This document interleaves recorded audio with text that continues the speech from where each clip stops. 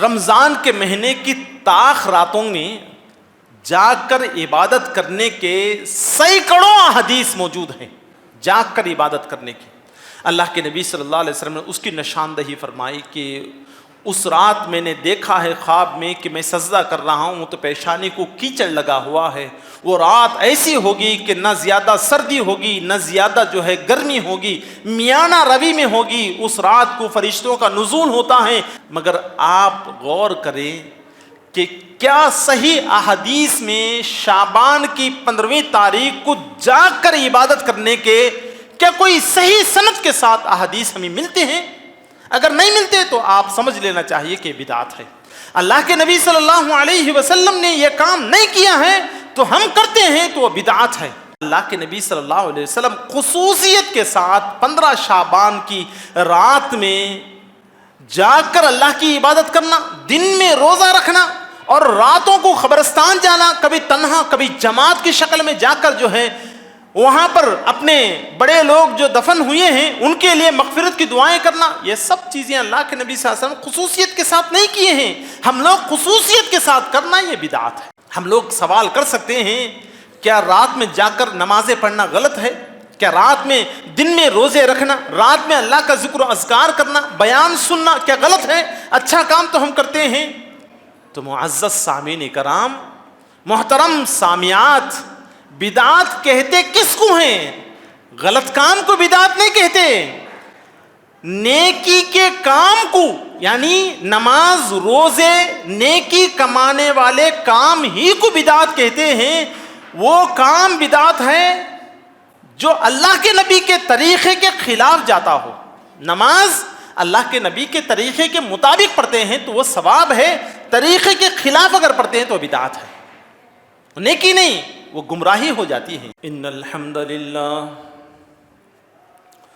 نحمده ونستعینه ونستغفره ونؤمن به ونتوکل علیہ ونعوذ باللہ من شرور انفسنا ومن سیئات اعمالنا من يهده الله فلا مضل له ومن يضلله فلا هادي له وأشهد أن لا إله إلا الله وحده لا شريك له وأشهد أن محمدًا عبده ورسوله أما بعد فإن خير الحديث كتاب الله وخير الهدي هدي محمد صلى الله عليه وسلم وشر الأمور محدثاتها وكل محدثة بدعة وكل بدعة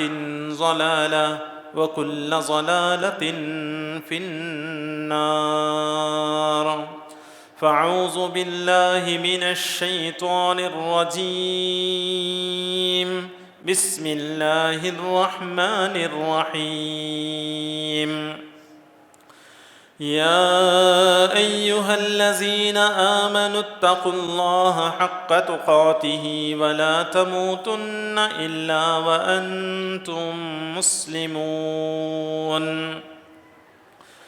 يا أيها الناس اتقوا ربكم الذي خلقكم من نفس واحدة وخلق منها زوجها وبث منهما رجالا كثيرا ونساء واتقوا الله الذي تساءلون به والأرحام إن الله كان عليكم رقيبا يا أيها الذين آمنوا اتقوا الله وقولوا قولا سديدا يصلح لكم أعمالكم ويغفر لكم ذنوبكم ومن يطع الله ورسوله فقد فاز فوزا عظيما وقال الله تعالى في موضع آخر حاميم والكتاب المبين إنا أنزلناه في ليلة مباركة إنا كنا منذرين فيها يفرق كل أمر حكيم. وعن عائشة رضي الله تعالى عنها قالت كان رسول الله صلى الله عليه وسلم يصوم حتى نقول لا يفطر ويفطر حتى نقول لا يصوم فما رأيت رسول الله صلى الله عليه وسلم استكمل صياما في شهر قط إلا رمضان وما رأيته في شهر أكثر صياما من شعبان رواہ البخاری و مسلم. ہر قسم کی تعریف و توصیف، بڑائی، بزرگی، عزت و جلال، حمد و ثنا اسی اللہ جل جلالہ و عم نوالہ کے لیے لائق و زیبا ہے جو تمام جہانوں کا خالق، مالک، رازق ہے. وہ اکیلا ہے، وحدہ لا شریک لہ ہے، نہ اس کے کوئی والدین ہیں نہ کوئی اولاد ہے. ہر کام اس کی اجازت ہی سے ہوتا ہے.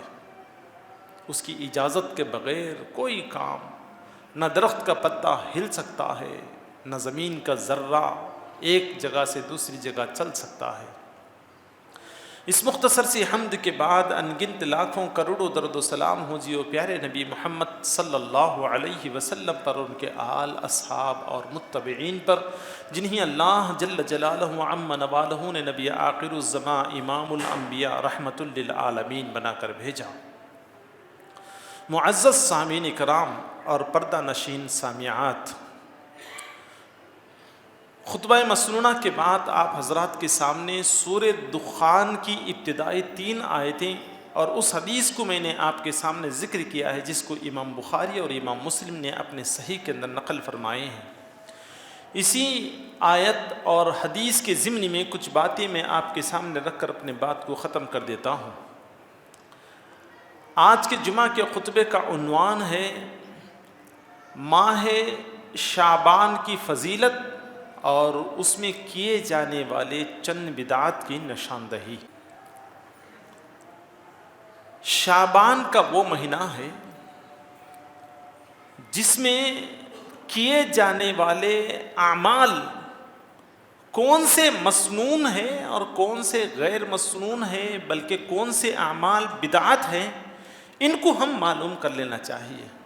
کیونکہ اگر ہم مسنون اعمال پر عمل کرتے ہیں تو پھر یقیناً ثواب کے مستحق ہوں گے.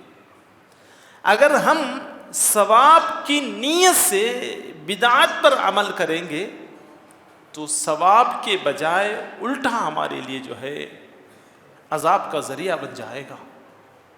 کیونکہ اللہ کے نبی صلی اللہ علیہ وسلم فرماتے ہیں کل بدعت ضلالہ وکل ضلالۃ فی النار. دیکھو ہر بدعت گمراہی ہے اور گمراہ ہونے والے کو جو ہے گمراہی جہنم تک لے جا کر چھوڑ دیتی ہے. ایک چیز اچھی طرح آپ سمجھ لینا چاہیے، بدعات کا وجود کہاں سے آتا ہے؟ بدعات کا وجود جہالت سے پیدا ہوتا ہے.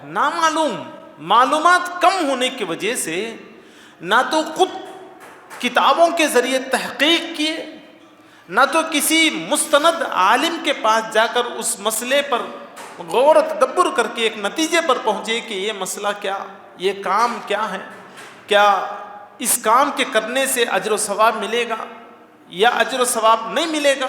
اس کی تحقیق نہ کرنے کی وجہ سے صرف سنی سنائی باتوں کو یقین کر لینے کی وجہ سے بدعت پیدا ہوتی ہے. تو برادران اسلام، ماہ شعبان کی فضیلت میں ایک حدیث ہے جو خطبہ مسنونہ کے بعد آپ کے سامنے ذکر کی گئی ہے. حضرت اما عائشہ صدیقہ رضی اللہ تعالی عنہا راوی ہیں، کہتے ہیں وعن عائشہ رضی اللہ تعالی عنہا قالت کان رسول اللہ صلی اللہ علیہ وسلم یصوم حتی نقول لا یفطر ویفطر حتی نقول لا یصوم. اللہ کے نبی صلی اللہ علیہ وسلم کی عادت مبارکہ کو ذکر کرتے ہوئے عائشہ صدیقہ رضی اللہ تعالی عنہا فرماتی ہیں کہ اللہ کے نبی صلی اللہ علیہ وسلم لگاتار روزے رکھتے تھے. اب ہم لوگ سمجھتے کہ اب اللہ کے نبی صلی اللہ علیہ وسلم روزے نہیں چھوڑیں گے, آپ صلی اللہ علیہ وسلم روزے چھوڑ دیتے تھے. اب اتنے لگاتار روزے چھوڑ دیتے تھے کہ عائشہ رضی اللہ تعالی عنہا فرماتی ہیں کہ اب ہم سمجھتے یا آپس میں کہہ لیتے تھے کہ اب اللہ کے نبی صلی اللہ علیہ وسلم روزے نہیں رکھیں گے. اتنے دیر تک جو ہے روزے چھوڑ دیتے, پھر اس کے بعد پھر روزہ رکھنا شروع کر دیتے تھے. پھر اس کے بعد عائشہ صدیقہ رضی اللہ تعالی عنہا فرماتی ہیں کہ ہم نے اللہ کے نبی صلی اللہ علیہ وسلم کو پورے مہینے کے روزے رکھتے ہوئے نہیں دیکھا مگر رمضان کے مہینے میں, سوائے رمضان کے مکمل مہینے کے لگاتار روزے کسی مہینے میں اللہ کے نبی صلی اللہ علیہ وسلم نے نہیں رکھا ہے. ہاں البتہ ہم نے دیکھا ہے کہ کسی مہینے میں آپ صلی اللہ علیہ وسلم اگر زیادہ روزے رکھے ہیں تو وہ مہینہ شعبان کا مہینہ ہے, جس میں اللہ کے نبی صلی اللہ علیہ وسلم کثرت کے ساتھ زیادہ روزہ رکھتے تھے. تو ہمیں بھی چاہیے کہ اگر شعبان کا چاند دکھنے کے بعد سے 15ویں تاریخ تک ہم روزے رکھنا چاہے تو نفل روزوں کی نیت کر کے رکھ سکتے ہیں. اور ایک حدیث ہے اللہ کے نبی صلی اللہ علیہ وسلم کی کہ دیکھو 15 شعبان کے بعد روزے نہ رکھو. ہاں اگر کسی کی عادت ہے تو پھر وہ روزے رکھ سکتا ہے, یعنی کوئی پیر اور جمعرات کا روزہ رکھنے کا عادی ہے تو 15 شعبان کے بعد بھی پیر اور جمعرات کے دن آتے ہیں تو وہ روزہ رکھ لیں. مگر جو کوئی عادت سے پیر اور جمعرات کا روزہ نہیں رکھتا یا اس کے قضا روزے موجود نہیں ہیں تو پھر اس کو چاہیے کہ وہ 15 شعبان کے بعد سے روزے نہ رکھے, اس لیے کہ پورے مہینے میں رمضان کے روزے رکھنا ہے تو اب شعبان کے نصف مہینے میں بھی اگر روزے رکھیں گے تو رمضان کے مہینے میں تمہیں روزہ رکھنے میں مشکل ہو جائے گی. لہٰذا 15 دن آپ جو ہے افطار میں رہو, بغیر روزے میں رہو, تھوڑی طاقت آ جائے گی. پھر اس کے بعد جو ہے رمضان کا مہینہ مکمل روزے رکھنا ہے, وہ روزے فرض ہے. تو معزز سامعین کرام, شعبان میں اللہ کے نبی صلی اللہ علیہ وسلم کیوں زیادہ روزے رکھتے تھے, اس کے متعلق حافظ ابن حجر عسقلانی رحمۃ اللہ علیہ اپنی کتاب فتح الباری کے اندر اور علامہ یمانی اپنی کتاب سبل السلام کے اندر بہت سارے وجوہات ذکر کیے ہیں. وقت کی قلت کی وجہ سے 2 وجوہات میں آپ کے سامنے ذکر کر کے بات کو آگے بڑھا دیتا ہوں. ایک وجہ یہ ہے کہ اللہ کے نبی صلی اللہ علیہ وسلم ایام 20 یعنی چاند کی 13, 14, 15 تاریخ کو روزہ رکھتے تھے اور اسی طرح ہر پیر اور جمعرات کا روزہ رکھتے تھے. مگر جب کبھی بھی اللہ کے نبی صلی اللہ علیہ وسلم یہ جو ایام 20 کے روزے اور پیر اور جمعرات کے روزے کسی وجہ سے, سفر کی وجہ سے یا جنگ کی وجہ سے یا کسی اور وجہ سے اگر روزے چھوٹ گئے ہیں تو آپ صلی اللہ علیہ وسلم کا معمول رہا ہے کہ وہ چھوٹے ہوئے روزے شعبان میں مکمل کر لیتے تھے. دوسری وجہ یہ بیان کرتے ہیں کہ امہات المؤمنین میں سے جن کے بھی روزے چھوٹ گئے ہیں تو امہات المؤمنین شعبان کے مہینے میں اپنے چھوٹے ہوئے روزوں کو مکمل کرتے ہیں. تو امہات المؤمنین کی دل جوئی کے خاطر, ان کی محبت میں امہات المؤمنین قضا روزوں کی نیت کرتے تو آپ صلی اللہ علیہ وسلم نفل روزوں کی نیت کر کے ان کے ساتھ روزہ رکھتے تھے تاکہ آپس میں محبت زیادہ ہو. یہ وجوہات اور بھی بہت سارے وجوہات ہیں, آپ جو ہے کتابوں کی طرف رجوع کر سکتے ہیں. تو بہرحال اس کی فضیلت کی اور بیان کی گئی ہے کہ رجب کا مہینہ فضیلت والا مہینہ ہے, پھر اس کے بعد شعبان اور شعبان کے بعد رمضان والا فضیلت والا مہینہ ہے. ان دونوں کے بیچ میں یہ شعبان کا مہینہ ہے. رجب کے مہینے میں لوگ لوٹ مار کرنے سے بچے رہتے تھے اور رمضان میں بھی لوٹ مار کرنے سے بچے رہتے تھے. اب بیچ میں ایک مہینہ ہے شعبان کا مہینہ, لہٰذا لوٹ مار کرنے والے جو بھی ڈاکو ہے یا چور ہے وہ انتظار کرتے کہ شعبان کا مہینہ جیسے ہی چاند نظر آ گیا, شعبان کے مہینے میں داخل ہو گئے تو فوراً اپنی شرارت پر اتر آتے تھے. تو اللہ کے نبی صلی اللہ علیہ وسلم اکثر روزے رکھ کر, روزے رکھنے کی ترغیب دے کر, آدمی جب روزے رکھتا ہے تو صرف کھانے پینے سے نہیں بلکہ اپنے ہاتھ پیر آنکھ کان دل دماغ کا بھی روزہ رکھنا ہوگا. تو یہ اگر روزہ رکھ لیں گے میری اطاعت و اتباع میں تو یہ بڑے بڑے جرم کرنے سے بچ جائیں گے, لہٰذا وہ لوٹ مار چوری سے بچ کر محنت مزدوری پر اتر آئیں گے. اس مقصد سے اللہ کے نبی صلی اللہ علیہ وسلم جو ہے اس مہینے میں اکثر روزہ رکھتے تھے. بہرحال یہ فضیلت ہم نے مختصر انداز میں سماعت فرمائے ہیں. تو برادران اسلام, ایک اور خاص بات یہاں یہ ہے کہ شعبان کے مہینے میں 15ویں تاریخ کو بعض لوگ دن کا روزہ رکھ کر رات میں عبادت میں گزارتے ہیں. تو کیا یہ احادیث میں وارد ہے کہ اللہ کے نبی صلی اللہ علیہ وسلم نے یہ عمل کر کے ہمیں کرنے کا حکم دیا ہے؟ اس کے متعلق ہم دیکھنا چاہیے کہ یہ کیا بدعت ہے یا مسنون ہے. ایک اور بات یہ ہے کہ جو لوگ 15ویں تاریخ کا دن میں روزہ رکھ کر رات میں عبادت کرتے ہیں ان کے بہت سارے بدعات ہیں. ان میں سے 2 باتیں میں اس جمعہ کے ذریعے آپ کے سامنے رکھنے کی کوشش کرتا ہوں. ایک ہے عقیدے کی غلطی, دوسری ہے سمجھ کی غلطی. یہ 2 چیزیں میں آپ کے سامنے رکھوں گا. عقیدے کی غلطی یہ ہے جو لوگ 15ویں تاریخ کا روزہ رکھتے ہیں دن میں اور رات میں جاگ کر جاگنے کی رات بڑی رات سمجھ کر اللہ کی عبادت میں لگ جاتے ہیں. ان کا ایک غلط عقیدہ یہ ہے کہ وہ سمجھتے ہیں کہ اس رات میں ہمارے مرے ہوئے بڑے لوگ یا فوت شدہ چھوٹے لوگ جو بھی فوت ہو گئے ہیں ان کی ارواحیں ہمارے گھر کو واپس آتی ہیں, واپس آ کر دیکھ کر جو ہے پھر واپس چلے جاتی ہیں آسمانوں میں. لہٰذا یہ عقیدہ رکھنے والے اپنے گھروں کو صاف ستھرا کر لیتے ہیں تاکہ ہمارے دادا پردادا سکڑ دادا لکڑ دادا ابھی کون ہیں وہ سب یہاں پر آئیں گے, اب دیکھیں گے تو گھر کیوں خراب کیے ہیں, لہٰذا جلدی جلدی جو ہے صاف صفائی کر لیتے ہیں. بلکہ کبھی تنہا کبھی اجتماعی شکل میں آنے والے ارواحوں کا استقبال کے لیے کھڑے ہو جاتے ہیں کہ ہمارے بڑے لوگوں کی روحیں آتے ہیں, لہٰذا ہم کھڑے ہو کر ان کا استقبال کرنا چاہیے. ان کا استقبال کرتے ہیں اور اسی طرح پسندیدہ غذائیں پکاتے ہیں, حلوے یا دوسرے اور بھی چیزیں پکا کر جو ہے رکھتے ہیں تاکہ ارواح آتے ہیں. اور بعض لوگوں کے عقیدے تو ایسے ہیں کہ ہمارے بڑے لوگوں کو فلاں چیز پسند تھی لہٰذا ان کی پسندیدہ چیز پکا کر رکھنا چاہیے. اب پکانے رکھنے کی تو بات آگے بڑھ کر یہ لوگ بیڑی سگریٹ شراب وغیرہ کا بھی انتظام کرتے ہیں تاکہ بڑے لوگوں کو یہ پسند تھا لہٰذا وہ آ کر دیکھ کر جائیں گے.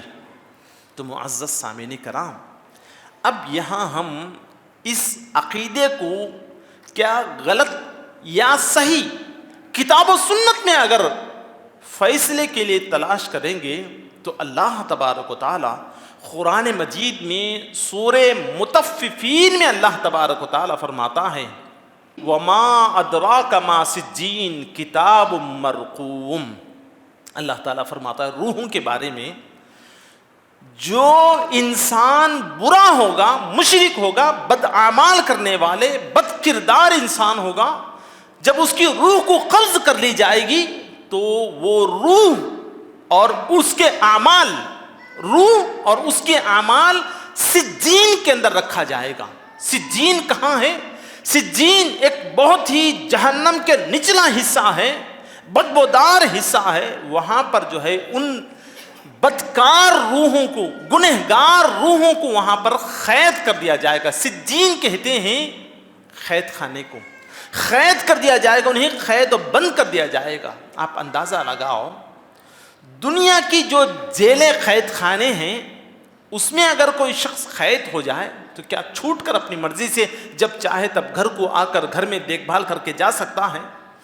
دنیا کا معمولی سی قید خانے میں قید ہونے والا انسان اپنی مرضی سے اندر باہر آ جا سکتا نہیں ہے، تو پھر مرے ہوئے روحیں جسے اللہ تبارک و تعالی جہنم کے نچلے حصے سجین میں قید کیا ہوگا، تو وہ روحیں اپنی مرضی سے اپنے گھر والوں کے پاس کیا کبھی آ اور جا سکتی ہیں؟ یہ سمجھ کے باہر کی بات ہے۔ بلکہ اس سجین کے نگہبان کون ہوں گے؟ جو دنیا کی قید خانوں کے نگہبان اگر پولیس ہے، تو جہنم کے اور مشرکین گنہگاروں کی روحوں کو جو قید خانے میں رکھ کر اس کی نگہبان کرنے والے فرشتوں کی صفت کو بیان کرتے ہوئے اللہ تبارک و تعالی قرآن مجید میں سورہ تحریم میں اللہ تعالیٰ فرماتا ہے، یا ایھا الذین آمنوا قوا انفسکم واہلیکم نارا وقودها الناس والحجارہ علیہا ملائکۃ غلاظ شداد لا یعصون اللہ ما امرہم ویفعلون ما یؤمرون۔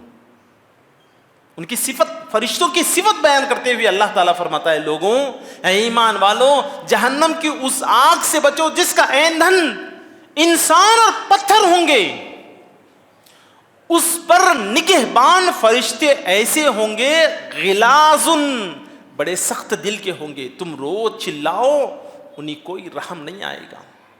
غلاظ شداد، بڑے مضبوط ہوں گے، ایسا نہیں کہ ان کو دھکا مار کر جو ہے قید خانے سے نکل کر آ جائیں، نہیں ہو سکتا ہو۔ بڑے سخت دل ہوں گے، بڑے مضبوط ہوں گے، شداد لا یعصون اللہ ما امرہم، کبھی بھی وہ اللہ کی نافرمانی نہیں کریں گے۔ اللہ تعالیٰ نے حکم دے دیا کہ گنہگاروں کی روحوں کو سجین کے اندر رکھو تو رکھ دیں گے، ختم۔ وَيَفْعَلُونَ مَا يُؤْمَرُونَ، جو اللہ تعالیٰ انہیں حکم دیتا اس کی بجا آوری کرتے ہیں، اس کی خلاف ورزی کبھی بھی نہیں کرتے۔ ایسے فرشتوں کی نگرانی میں رہنے والی وہ روحیں کیا ہمارے گھر کو آئیں گے؟ اگر ہم ولو بالفرض سمجھ لیں کہ وہ روحیں آتی ہیں، تو یہ حدیث کو مزید سماعت فرما لیں۔ راوی ہیں حضرت ابو ہریرہ رضی اللہ تعالی عنہ، مسلم شریف کی حدیث ہے۔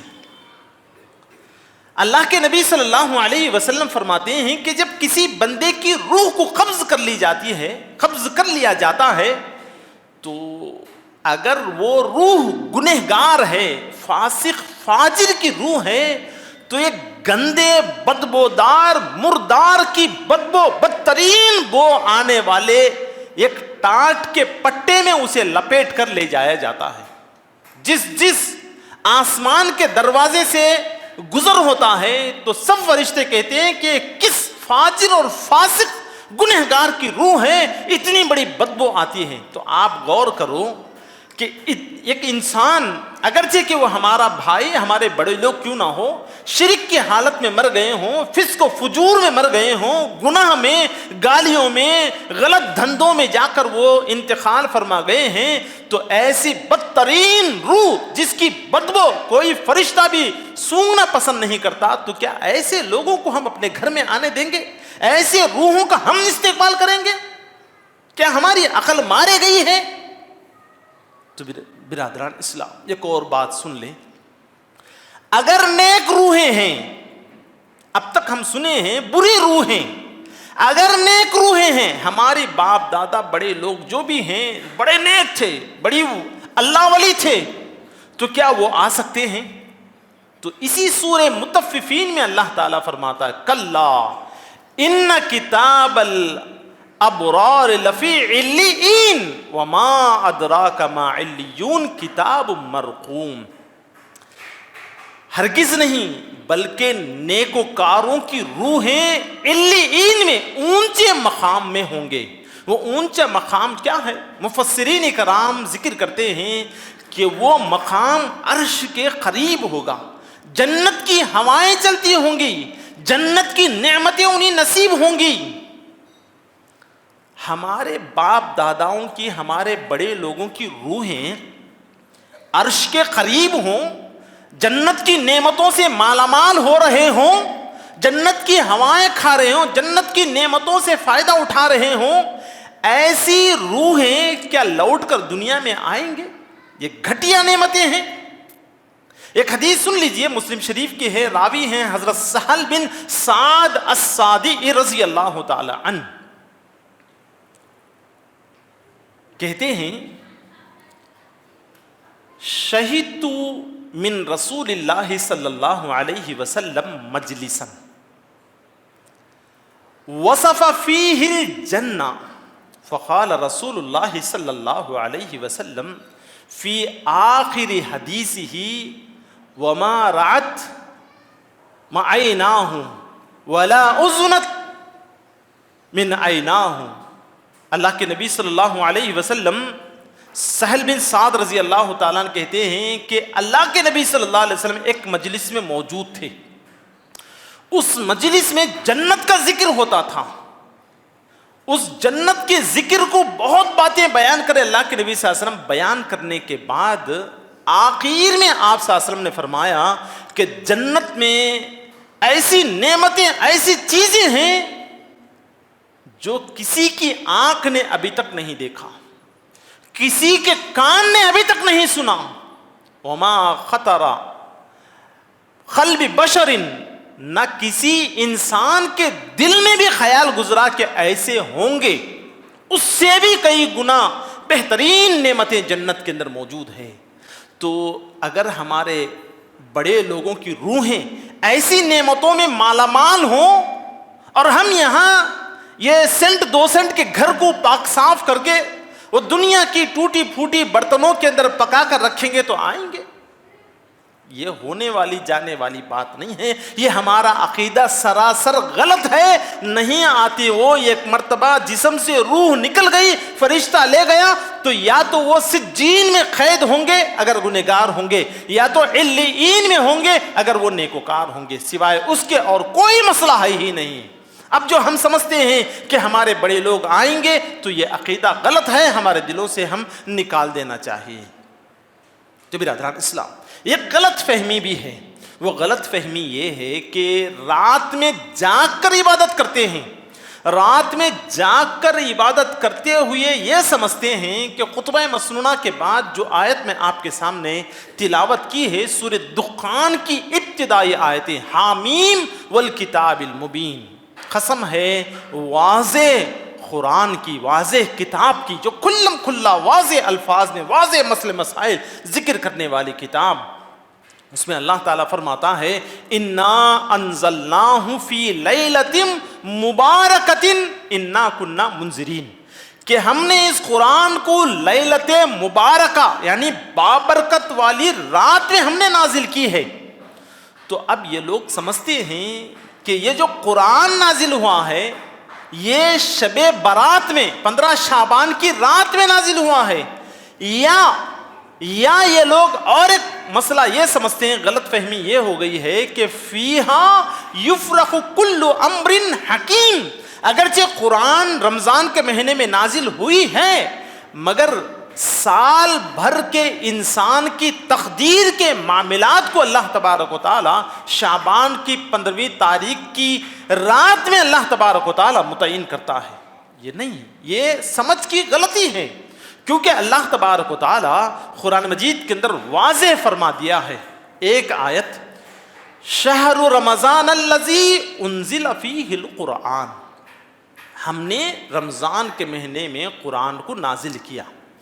دوسری جگہ پر اللہ تعالیٰ فرماتا ہے انا انزلناہ فی لیلۃ القدر وما ادراک ما لیلۃ القدر لیلۃ القدر خیر من الف شہر تنزل الملائکۃ والروح فیہا باذن ربہم من کل امر۔ اس شب قدر کی رات کو جو کہ یہ مبارک ہے اس وجہ سے کہ اس میں قرآن کا نزول ہوا ہے، لوح محفوظ سے بیت العزہ، پہلے آسمان میں ایک گھر ہے اس کا نام بیت العزہ ہے، اس گھر میں ایک مرتبہ اللہ تبارک و تعالیٰ پورا قرآن کو وہاں پر جو ہے نازل کر دیا۔ پھر اس کے بعد 23 سال میں وقتاً فوقتاً ضرورت کے حساب سے اللہ تعالیٰ کبھی مکمل ایک سورت، کبھی کچھ آیتیں، کبھی کچھ جملے اللہ تبارک و تعالیٰ جو ہے اللہ کے نبی صلی اللہ علیہ وسلم کے قلب اطہر پر نازل فرمایا ہے۔ تو برادران اسلام، یہ وہ مبارک رات ہے جو 1000 مہینوں سے افضل ہے. اس میں بندوں کے سال بھر کے معاملات کو طے کرتا اللہ تبارک و تعالیٰ واضح الفاظ میں کہہ دیا ہے. تو ہم سمجھنے میں غلطی کر رہے ہیں کہ شعبان کی 15ویں تاریخ کی رات کو ہمارے معاملات طے ہوتے ہیں تو لہٰذا ہم جاگ کر عبادت کرنا چاہیے. ذرا غور کرو، رمضان کے مہینے کی طاق راتوں میں جاگ کر عبادت کرنے کے سینکڑوں احادیث موجود ہیں. جاگ کر عبادت کرنے کی اللہ کے نبی صلی اللہ علیہ وسلم نے اس کی نشاندہی فرمائی کہ اس رات میں نے دیکھا ہے خواب میں کہ میں سجدہ کر رہا ہوں تو پیشانی کو کیچڑ لگا ہوا ہے. وہ رات ایسی ہوگی کہ نہ زیادہ سردی ہوگی نہ زیادہ گرمی ہوگی، میانہ روی میں ہوگی. اس رات کو فرشتوں کا نزول ہوتا ہے، فلاں ہیں. مگر آپ غور کریں کہ کیا صحیح احادیث میں شعبان کی 15ویں تاریخ کو جاگ کر عبادت کرنے کے کیا کوئی صحیح سند کے ساتھ احادیث ہمیں ملتے ہیں؟ اگر نہیں ملتے تو آپ سمجھ لینا چاہیے کہ بدعت ہے. اللہ کے نبی صلی اللہ علیہ وسلم نے یہ کام نہیں کیا ہے تو ہم کرتے ہیں تو وہ بدعت ہے. ہم لوگ سوال کر سکتے ہیں، کیا رات میں جا کر نمازیں پڑھنا غلط ہے؟ کیا رات میں دن میں روزے رکھنا، رات میں اللہ کا ذکر و اذکار کرنا، بیان سننا کیا غلط ہے؟ اچھا کام تو ہم کرتے ہیں. تو معزز سامعین کرام، محترم سامعات، بدعت کہتے کس کو ہیں؟ غلط کام کو بدعت نہیں کہتے، نیکی کے کام کو، یعنی نماز روزے نیکی کمانے والے کام ہی کو بدعت کہتے ہیں. وہ کام بدعت ہے جو اللہ کے نبی کے طریقے کے خلاف جاتا ہو. نماز اللہ کے نبی کے طریقے کے مطابق پڑھتے ہیں تو وہ ثواب ہے، طریقے کے خلاف اگر پڑھتے ہیں تو بدعت ہے، نیکی نہیں، وہ گمراہی ہو جاتی ہے. اسی طرح اللہ کے نبی صلی اللہ علیہ وسلم خصوصیت کے ساتھ 15 شعبان کی رات میں جاگ کر اللہ کی عبادت کرنا، دن میں روزہ رکھنا اور راتوں کو قبرستان جانا، کبھی تنہا کبھی جماعت کی شکل میں جا کر وہاں پر اپنے بڑے لوگ جو دفن ہوئے ہیں ان کے لیے مغفرت کی دعائیں کرنا، یہ سب چیزیں اللہ کے نبی صلی اللہ علیہ وسلم خصوصیت کے ساتھ نہیں کیے ہیں. ہم لوگ خصوصیت کے ساتھ کرنا یہ بدعت ہے. آپ صلی اللہ علیہ وسلم نے ہمیں بتایا ہے، ہمیں حکم دیا ہے کہ جب بھی آپ کو خالی وقت ملے آپ قبرستان جاؤ، لوگوں کے لیے دعا کرو، جو تدفین ہیں ان کے لیے دعا کرو، کیونکہ وہ تمہاری دعاؤں کے زیادہ حقدار ہوتے ہیں، تمہاری دعاؤں کے منتظر ہوتے ہیں. آپ جاؤ. کبھی بھی نہیں گئے؟ سال میں ایک دن شعبان کی 15ویں تاریخ کی رات کو ہم جا کر یہ کام کریں گے تو ایسے کام کو اسلام کبھی بھی اجازت نہیں دیتا. تو لہٰذا ایک عقیدہ جو غلط ہے ہمارا وہ یہ ہے کہ ہمارے بڑے لوگوں کی روحیں واپس آتی ہیں، لہٰذا گھر کو سجائیں، چراغاں بنائیں، لائٹ زیادہ سجائیں. یہ کام غلط عقیدہ ہے. یہ عقیدے کو نکالنا چاہیے، کیونکہ قرآن جو کہتا ہے یا تو گنہگار ہیں تو سجین میں ہوں گے، نیکوکار ہوں گے تو ہمارے بڑے لوگوں کی، مرے ہوئے لوگوں کی روحیں علیین میں ہوں گے. بس ختم مسئلہ یہاں کو ہو گیا. اب روحیں آتی ہیں جاتی ہیں، یہ سمجھنا قرآن کے خلاف جانے کے ایک ذریعہ بن جاتا ہے. لہٰذا ہم ایسا عقیدہ نہیں رکھنا چاہیے. اور راتوں کو خصوصاً جاگنا، عبادت کرنا، ذکر و اذکار کرنا، یہ چیزیں کتاب و سنت سے ثابت نہیں ہیں. اللہ کے نبی نے نہیں کیا، صحابہ کرام نے نہیں کیا، تو ہمیں بھی چاہیے کہ ہم یہ کام نہ کریں. تو بس انہی چند الفاظ اپنی بات کو ختم کرتے ہوئے میں اللہ تبارک و تعالیٰ سے دعا کرتا ہوں کہ اللہ تبارک و تعالیٰ ہم تمام کو ہدایت کی دولت سے مالا مال فرمائے. اللہ تبارک و تعالیٰ ہم تمام کو اے اللہ غلط سلط عقیدوں کو لینے سے اللہ ہماری حفاظت فرما. اے اللہ جہالت میں پڑھ کر غلط سلط باتوں کا یقین کرنے سے اللہ ہماری حفاظت فرما. اے اللہ اہل علم کو پڑھ کر سن کر اے اللہ سمجھداری حاصل کر کے صحیح دین پر عمل کرنے کے اللہ توفیق عطا فرما. اے اللہ بدعت کے متعلق معلومات ہو جانے کے بعد اے اللہ فوراً اسے چھوڑ کر توبہ استغفار کر کے اسے باز آنے کے اللہ ہمیں توفیق عطا فرما. اے اللہ جب تک بقید حیات رہیں اے اللہ ایمان کی حالت میں توحید پر قائم دائم رہنے کی اے اللہ ہمیں توفیق عطا فرما. اے اللہ ہم تمام کو کہنے سننے زیادہ عمل کی توفیق عطا فرما. بارک اللہ لنا ولکم فی القرآن العظیم ونفعنا وإیاکم بالآیات والذکر الحکیم انہ تعالی جواد کلیم ملیک بر رؤوف رب حلیم.